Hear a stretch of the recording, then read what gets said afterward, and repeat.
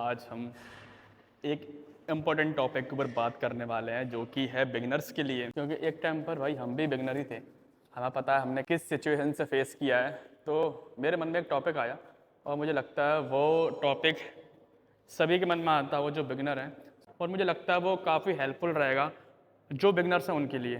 तो भाई अगर आप एक बिगिनर हो तो भाई सबसे इम्पोर्टेंट तुम्हारे लिए क्या है कि आप जिम जा रहे हो। सबसे पहले तो आपका फ़ोकस होना चाहिए कि मैं डेली जिम जा सकूँ। मैंने जिम जॉइन की है, तो मुझे सबसे पहले ध्यान क्या रखना है कि मैं कंसिस्टेंसी से डेली जिम जाऊँ, है ना? डाइट कैसे लेना है, क्या-क्या लेना है, सप्लीमेंट कैसे लेने हैं, ये सब चीज़ें बात की है। पहले एक गोल बनाओ कि भाई मैं डेली जिम जाऊँ, एक भी दिन मिस ना करूँ। कोई भी दिक्कत आया, कोई भी मतलब चाहे तूफ़ान आ जाए, म समझ रहे हो ना? कोई भी प्रॉब्लम आ जाए, मुझे डेली जिम जाना है टाइम निकाल के। अगर कोई काम है तो आप अपना काम वर्कआउट के टाइम से पहले निपटा लो या उसके बाद निपटाओ, लेकिन जिम डेली कंसिस्टेंसी से जाना है। ऐसा आपको करना है 1 साल तक, ठीक है? 1 साल में होगा क्या, आपकी बॉडी इस चीज़ से यूज़्ड टू हो जाएगी। फिर आपका जिम के बिना मन नहीं लगेगा। अगर आप जिस दिन जिम नहीं जाओगे तो आपको लगेगा कि भाई मैंने आज कुछ किया ही नहीं है। सो इस चीज़ से अगर आपकी बॉडी यूज़्ड टू हो गए तो फिर आप जिम जाने की तो फिर छोड़ ही दो। आपकी बॉडी, आप कितने भी प्रॉब्लम हो, आपकी बॉडी बोलेगी कि भाई जिम जा, तो आप खुद ब खुद जिम जाओगे। फिर आती है बात डाइट की। उसके बाद आप फ़ोकस करो अपनी डाइट पे कि भाई मुझे मील क्या लेनी है, सुबह क्या खाऊँ, दोपहर में क्या खाऊँ, शाम को क्या खाऊँ। और ध्यान रहे ज़्यादा फैंसी डाइट पर मत जाना। ज़्यादा फैंसी डाइट पर जाओगे तो आपको बनाने में दिक्कत आएगी। उससे होगा ये कि आप आलस करोगे कि भाई रहने देते हैं ना, ये नहीं बन रही तो छोड़ ही दो diet. Simple and clean diet रखनी है, कुछ भी खाओ, सिंपल एंड क्लीन, ठीक है? ज़्यादा फैंसी में मत जाओ। और सिंपल डाइट क्या होती है? प्रोटीन इंटेक देखो अपना किस चीज़ से कर रहे हो, आलू हो गए, दही हो गया और सेव, बनाना शेक वगैरह हो गया, ये चीज़ और घर का खाना, इन चीज़ों पे ज़्यादा फ़ोकस करो। 2 साल इन दोनों चीज़ों को आपको स्टेप बाय स्टेप 2 साल देनी है, उसके बाद आप देखोगे आपकी बॉडी अपने आप रिस्पॉन्स करोगे, आप कभी जिम मिस नहीं करोगे, आप कभी अपनी मील मिस नहीं करोगे। ना इस तरह से आपको डिसिप्लिन बनाना है हर चीज़ का, स्टेप बाय स्टेप। एकदम से स्टार्ट किया, जिम जाने का मन नहीं हो रहा, ऊपर से डाइट का प्रेशर डाल लिया अपने ऊपर कि भाई मैं डाइट कैसे लूँ, क्या खाऊँ, क्या नहीं खाऊँ, है ना? कौन-सी मील लूँ, कौन सा सप्लीमेंट लूँ, आज जिम नहीं जा रहा, कौन सा वर्कआउट करूँ। भाई एकदम से इतना बर्डन डालोगे अपने ऊपर, तो भाई ना तो तुम्हारी डाइट हो पाएगी, ना आपका वर्कआउट हो पाएगा, कुछ भी नहीं हो पाएगा, है ना?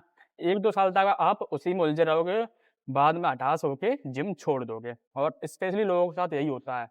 सो मैं अपने एक्सपीरियंस से आपको बता रहा हूँ, स्टेप बाय स्टेप इन चीज़ों को फॉलो करें, तो आप एक अच्छे एथलीट बन पाओगे, अपने जिम को रूटीन में रख पाओगे। सिंपल स्टेप्स हैं। और भाई एज़ अ बिगिनर मुझे पता है क्या-क्या प्रॉब्लम्स आती हैं, ये चीज़ें मैंने फेस करी हैं। मुझे लगता है अगर मुझे किसी ने इतना मतलब गाइड किया होता ना स्टार्टिंग से, तो मुझे इतनी दिक्कत नहीं आती। मैंने बहुत टाइम वेस्ट किया है जिम को स्टार्ट करने में, जिम को अच्छी तरह समझने में।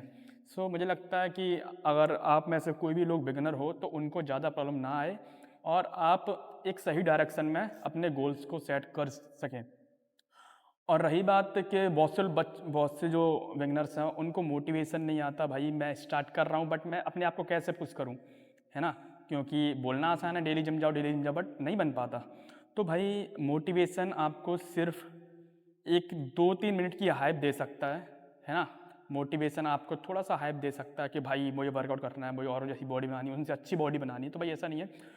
स्टार्टिंग में आपको मोटिवेशन तो मिल जाएगा, आप मोटिवेट हो जाओगे बट आपको खुद ब खुद काम करना पड़ेगा, डिसिप्लिन में आना पड़ेगा। आपका मन नहीं है वर्कआउट करने का, तब भी आपको वर्कआउट करना ही पड़ेगा। ये बात तो आप मान लो, कोई और नहीं करेगा।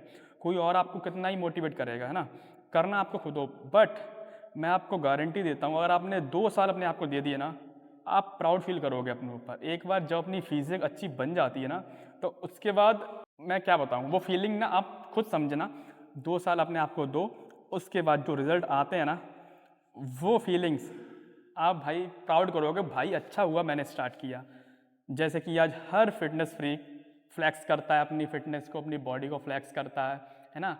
मुझे लगता है कि 2 साल अपने आप को दो, डिसिप्लिन में आ जाओ और जब आपकी फ़िटनेस आप अचीव कर लोगे, जो आप चाहते हो वो आप अचीव कर लोगे ना, उसके बाद वो फीलिंग कुछ और ही होगी। तो भाई रुकना नहीं है, मोटिवेट भी नहीं रहना, डिसिप्लिन रहना है बस, ठीक है? अपने आप को टाइम दो, अच्छा देखो, बॉडी के साथ-साथ आपकी पर्सनैलिटी भी एक अलग लेवल पर जाएगी। भाई बस स्टार्ट करो यार, कुछ मत सोचो रिजल्ट आएँगे, नहीं आएँगे, कैसे स्टार्ट करूँ, कहाँ से स्टार्ट करूँ, पैसे नहीं है मेरे पास, जिम के लिए पैसे नहीं है भाई, 200 रुपये वाली जिम में जाओ, बट स्टार्ट करो। आगे चल के रास्ते खुद ब खुद बनते जाएँगे, आपको इतना नहीं सोचना है, आपको बस एक स्टेप उठा के तो देखो भाई, आपकी जो भी प्रॉब्लम है ना, आप एक स्टेप उठा के देखो, रास्ते मेरा यकीन मानो अपने आप बनते चले जाएँगे। भाई मेरे साथ हुआ है और अच्छे रास्ते बनते जाएँगे। तो बस